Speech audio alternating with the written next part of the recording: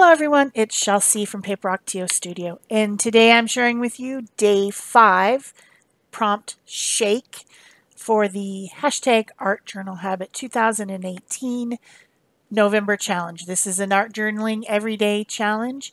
I hope that there are lots of people joining us. I have seen some awesome pages in the Art Joy of Sharing Facebook group, and I'm very excited. If you've made a page, please post it anywhere on social media. That could be Facebook, that could be Instagram, that could be, wherever you want to post it. And just make sure that you use the hashtag Art Journal Habit 2018 and I'll be able to find it.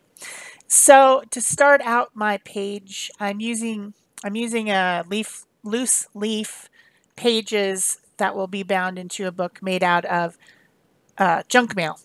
I got a lot of these card type junk mail pieces lately because of the election. Just an overabundance of them. It was ridiculous. And so they're great for making a junk journal because they're a heavy enough weight that if you're going to do pages on both sides, it stiffens it up and makes it a very nice journal. And then you've recycled and reused all those poor dead trees. So this page, I had a definite idea what I was going to do, and I planned it in advance. So I covered the page with a neutral color of a gel print. This was on craft colored deli paper, and it's very neutral. It has some interesting design on it, but nothing crazy, nothing wild, nothing, oh no, here's a huge pattern. This was a very gentle type of print. And then I cut out just I just pulled a random ad from a magazine that had a lot of leaves and trees and stuff on it. And I cut 2 by 2 inch squares. And then I also cut 2 by 2 or 2.5 by 2 3/4 inch pieces of just regular paper, just printer paper. And I'm making these little things that look like Polaroid pictures. Remember, you take an instant picture and it would come out the bottom of the camera and then you would shake it to get it to develop. I'm not sure if the shaking really did anything. I don't know. I think if you just laid it on the table, it would develop. But anyway, there's also, of course, that song, Should Get Like a Polaroid Picture. I don't know what that song is about. I don't think it's about actual Polaroid pictures, but that's what came into my little head when I saw the prompt shake. It could be anything. It could be salt shakers. It could be, what else do you shake? Those things, tambourines, and then those other things that are like balls on the end of a stick, and you shake those. I forget what they're called. Maracas? Is that right? Maracas? Anyway, there's infinite possibilities with these one-word prompts. You can just do anything. It's just a jumping off point, a starting point to get your brain rolling. And my brain went to that song and to Shake It Like a Polaroid Picture. So I've made my Polaroid pictures in my background, and then now I'm getting some mixed media paper and another magazine, and I'm getting I cut out another picture, and this one is what makes this page. In fact, this is one of my favorite pages so far. This picture is hilarious. It's like this little cat, and he's just covering his face in shame because his person won't stop taking pictures of him. He's like, stop taking pictures of me. Why are you doing that? Just covering his little face. It's so cute. So cute. So then on my mixed media paper, I'm drawing a hand to hold the picture so that you get the idea of shaking the picture, shaking the Polaroid picture. Hands, oh my gosh, they are so hard to draw. I absolutely hate drawing hands, but I did it. It's kind of a manly hand. It's definitely not a girl hand. It took me a while to draw it. I drew it first with my Graph Gear 1000 mechanical pencil. This is what I like to draw with, and I have soft lead in it, not the lead that came with it, but the soft You know, there's all kinds of grades of graphite, and I like to put the softer ones in my mechanical pencil so that they draw darker without me pressing. And then also easier to erase, I think. Well, that's just my personal opinion. I'm not sure if that's true. But then I have this white eraser, and I used to use a gummed eraser, but I like this white eraser better. So I'll put those things in the links below the video for Amazon. You know, my little Amazon links that I put in. I hope everyone's using those because it takes me a long time to do it. So people always ask me, where did you get that? How did you get that? How can I get that? So that's where I put the links there for you to use. Also, I'm an affiliate, so it helps me out if you use the links. Even if you don't buy the thing that I linked, you can still, if you use my link and then buy something else on Amazon, I still get credit. So I enjoy that, you know, few cents that comes with the Amazon affiliate program. So after I finished drawing to my satisfaction after much erasing, I got my hand on there. Then I'm using my Posca pen, my fine tip black Posca pen, to draw around my illustration. I think I'm just going to give in and admit that I'm an illustrator and just stop trying to fight it. I really like lines around things. Then I cut it out. Remember, this is just mixed media paper, so it's a little bit thicker than that thin paper that I put around the cutout magazine pieces in the background, but it's not super thick. It doesn't really add much weight to my page.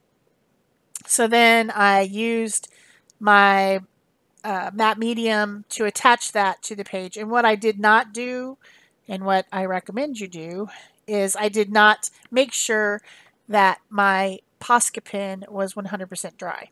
And so when I attached that with the matte medium, even though it's only a gel matte medium, I still got a little bit of smearing. So I took a wet baby wipe and attempted to wipe some of that back, which I did get a lot of it off, but yeah, that's frustrating. Then these little extra pieces that I cut off, I'm adding them back in just to give more movement, almost as if the Polaroid pictures in the background are falling down like a waterfall, you know. I used my memento pad to go around the edges because I like to have edges around things.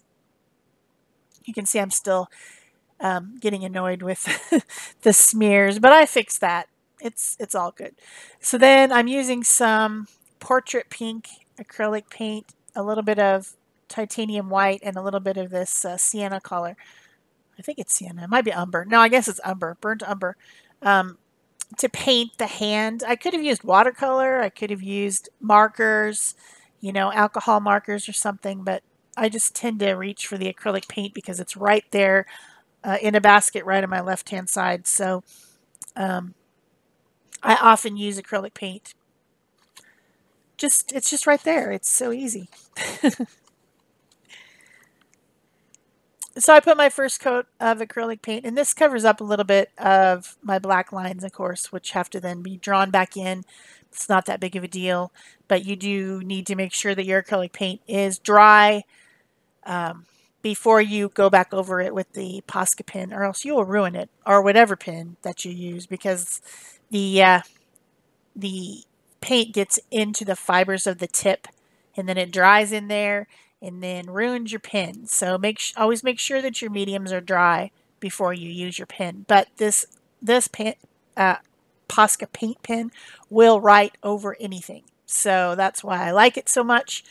I use, you know, all the colors of the Posca. It's just a really easy to use pen, no matter what you're doing.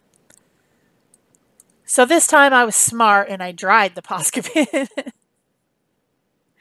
instead of being dumb like I was last time, and add a second layer of shadows and highlights to my drawing. I'm using a water tank brush, which thins out the acrylic a little bit and makes it not so globby, so I can go around the lines a little bit easier if I need to. So once that's complete, I know in the video you can't really see the smearing that I see on there of the black that's gotten onto my white. So I know it's hard to see in the video, but there's smearing. So my first fix was to take some of the titanium white paint and to kind of just, brush over areas that I thought had too much smeariness. It worked okay. But, and really, I mean, it's not that big a deal. It's just bothering me. Like, yeah, it's just bothering me. So then, once I'm done with that, I decide, you know what?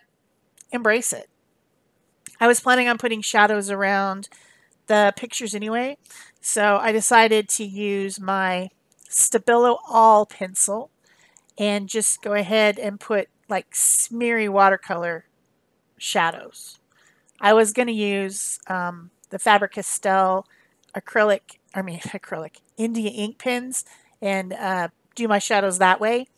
But this is a little bit messier and a little bit more, I don't know. It's more dramatic because there's a lot of ink going on there. But it also really just solves the problem of having the smearing that I had because I didn't dry my Posca pen. You don't even notice it. It looks very dramatic. It looks very contrasty. And so that worked out really well, and I'm extremely happy with the page. I really like this page. And all it was magazine collage. So yeah, this was a fun one. I guess I did a little bit of illustration, but mostly just magazine collage.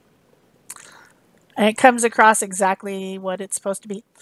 I hope you're enjoying this series of daily art journal page videos. If you are, please remember to give me a thumbs up every time.